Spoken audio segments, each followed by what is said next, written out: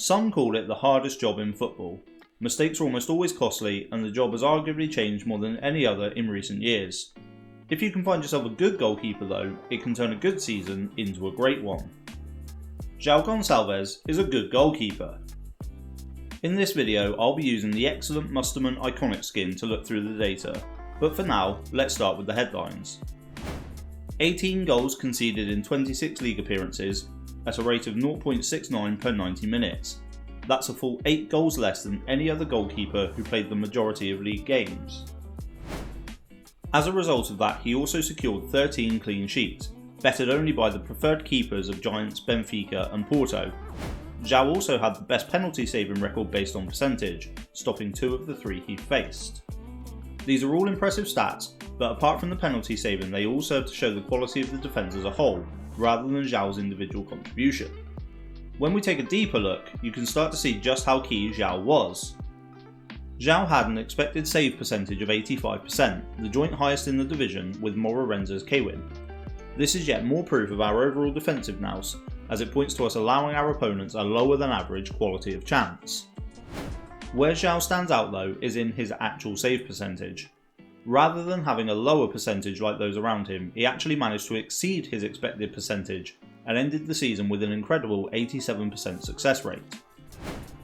If we then move on to take a look at João's expected goals conceded per 90, we can see that it's relatively middle of the pack, at just over a goal a game. We already know that in reality he only conceded 0.69 per 90, which leads nicely to my favourite stat. 10.31. That's how many more goals João should have conceded based on the XG he faced. That's a full 3.5 goals more than any other goalkeeper in the division, which is insane. Nelson Insfran also performed fairly well in this regard, with 1.53 goals prevented in his limited appearances, which showed the absolute necessity to bring in a new goalkeeper when we had the chance, as Luis Henrique absolutely tanked with minus 4.08 in his games. Comparing João to the goalkeepers in our division is one thing, but he also stacks up well when we compare him to the dataset used in the Musterman Iconic skin. The pizza charts included in the skin work based on data from players in the top 20 domestic leagues who played over 900 minutes. The bar for each metric represents the percentile that a player is in, with a higher percentile meaning that they have been more impressive in that metric. If we use Victor Gyökeres as an example, he sits in the 90th percentile for dribbles amongst all strikers, meaning that his figure of 1.9 dribbles per 90 is higher than 90% of other strikers. Basically, the bigger the bar, the better. Going back to João, the top half of his pizza chart in particular shows just how impressive his campaign was. Being down in the 10th percentile for saves is no concern at all, as it shows he wasn't a particularly busy goalkeeper, thanks to the strength of our defence as a whole. The rest are just incredible. João is in the 85th percentile for XG prevented, 90th for clean sheets, and 99th for goals conceded. His possession stats aren't as impressive, but I wouldn't expect them to be considering the limitations in his game and the role we ask him to play because of them. When I'm not totally convinced by my goalkeeper, I want them to focus just on keeping the ball out of the net. That means giving them the goalkeeper role, and if I have to compensate for a lack of sweeping or passing ability with some tactical tweaks in other areas, then I will. With this being João's breakout campaign, I did just that. Despite that, he has decent numbers for possession 1, where he sits in the 50th percentile, and slightly more surprisingly his progressive passes, where he's in the 75th percentile. Of course, possession 1 doesn't just point to a goalkeeper's sweeping ability, but considering João's attributes show he doesn't have the best command of his area, but is good at rushing out, it isn't unfair to suggest that sweeping is a significant factor. His possession lost and passes completed are both exceptionally poor, but considering that we ask João to distribute quickly with no direct instruction on how to do so, there are often a lot of unsuccessful long passes. João has proven himself to be an exceptional shot stopper, but going into next season there is enough evidence to suggest that he could also offer a little more in possession with some tweaks to his role and instructions. As a sweeper keeper on defend, we could potentially look to further take advantage of his ability to sweep. We would have to be wary of his subpar decision making, but he's definitely earned a level of trust that means it can at least be considered. I also think we need to be a little more specific with João's distribution instructions in an effort to improve his pass completion and possession lost. João's attributes show that he's better at throwing than kicking, so it can only prove beneficial to instruct him to prioritise his hands when finding teammates. We may need to work on his long throwing as a trait in training though to fully get the best from this. We'll talk about some other key performers in a minute, but before we do, let's recap how the season went on the whole. Being out of both cup competitions before the turn of the year meant that we had a full 5 months with nothing to distract us from our league campaign. One thing I have definitely learned in that time is that we don't like to draw games. That's perhaps a consequence of our transitional approach. We seem to either blow teams away or get beaten trying. Still, plenty of green is always something to smile about. Between New Year's Day and the end of March, we lost just twice in 12 games, winning all of the other 10. The highlight of this run was undoubtedly the away win over Sporting, meaning that of the big three, only Benfica were able to take all 6 points from us this season. In fact, taking a look at all of the games between the traditional big three and ourselves, we weren't a million miles away from the other sides. Nobody was really able to pull away in this little mini-league, meaning the title was going to be decided by who could be the most consistent in the games they're expected to win. As we progress as a side and hopefully properly enter the title race, I'd like to see us be a bit more competitive in these fixtures. But for now, 6 points and a couple of scalps are a decent haul. April was a really poor month and the first true run of bad games since October. A reminder perhaps not to get ahead of ourselves with defeats to Vitória Guimarães, Porto and Moreirense. Despite having relatively little to play for in May, we did pick ourselves back up and end the season with a rare draw and a couple of victories. All of that sees us finish in 4th, securing European football for next season in the form of a Conference League place. However, I believe that due to the Taça de Portugal final being between Porto and Sporting, we may get a cheeky upgrade to the Europa League.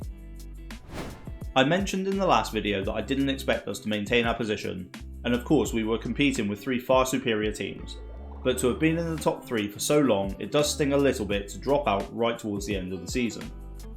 All in all though, a very successful campaign and plenty to build on for next season. João Gonçalves was undoubtedly my player of the season, but a good goalkeeper alone doth butter no parsnips. Bruno Onyemaechi proved himself to be excellent at winning possession from his inverted fullback role, while also being safe on the ball himself and winning an impressive 87% of his tackles. He didn't offer much progression or excitement on the ball, but that's fine because I asked him to prioritise maintaining the build-up shape over his attacking tendencies. But I am surprised a fullback with his frame and aerial ability only managed to win 71% of his headers. On the other flank, Pedro Malheiro backed up my expectations for him despite an injury-hit campaign, with 10 assists in 21 league starts. Salvador Agro was the unexpected star though, as he ended up becoming my replacement for Malheiro when needed, and proved himself to be an excellent weapon at right back. The 6 assists he added from his 10 games at right back saw him jump above Malheiro and become the league's leading assist maker. If either had gotten a full run at right back for the season, the numbers could have been astronomical. In the pivot, Ilija Vukitic stood out to me as the most impressive performer. He wasn't that active in the tackle, but he had a good success rate with the tackles he did make. He was excellent at harassing opposition players, progressive with his passing, and made plenty of marauding runs into the left half space. When Vukitic was unavailable, Miguel Rosinho stepped into a role unfamiliar to him in the pivot and was fantastic. Very similar to Vukitic in almost all aspects, he proved himself to be an excellent deputy. Vukitic's most frequent partner was our captain, Sebastian Perez. He was fantastic. Plenty of pressures and an excellent ability to win tackles were to be expected, but I was also impressed by his safety on the ball and the progression of his passing, a part of his game that I definitely undervalued at the start of the season. For half a season, Bruno Lourenço was a world beater.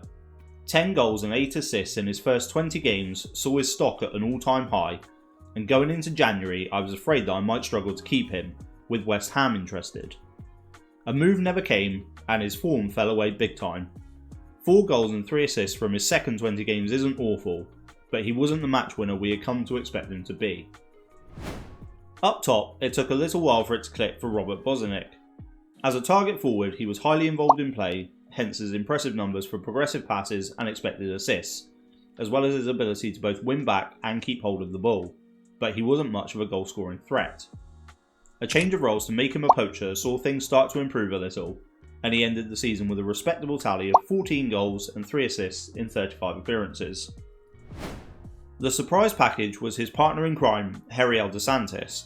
I expected him to be competing with Martin Tavares for minutes, and after an early hat-trick, Tavares had actually pulled ahead. That didn't last long though, and dos Santos established himself and became our top scorer with 15 goals. That's put him in the shop window, and the job now will be to try and keep him. We aren't going to have much money to strengthen next season unless we sell to buy, so I'll be looking for a few players to step up their performances next season.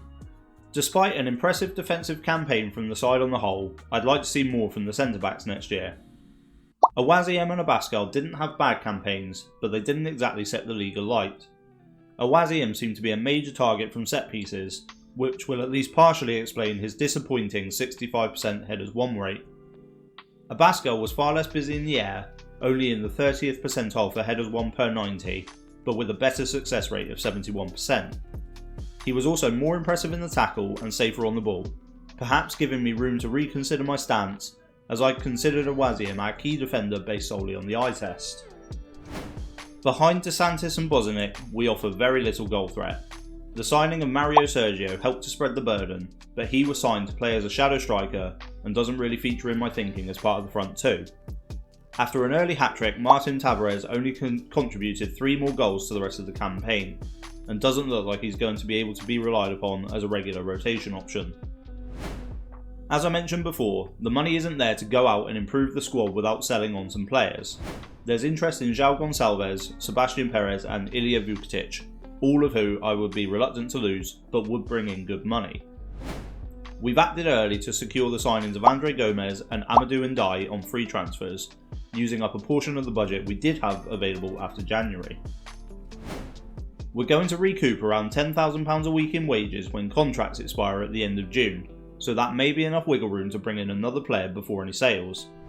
A striker would be top of the agenda in this instance, probably followed by one more option in behind the strikers to cover the departure of Masaki Watai and Salvador Agra's Antonio Valencia-like transformation into a marauding fullback. So season 1 is in the bag, and fingers crossed season 2 can be even better. If you've enjoyed the video, please consider dropping a like on it and subscribe to the channel so you don't miss any videos. Until next time.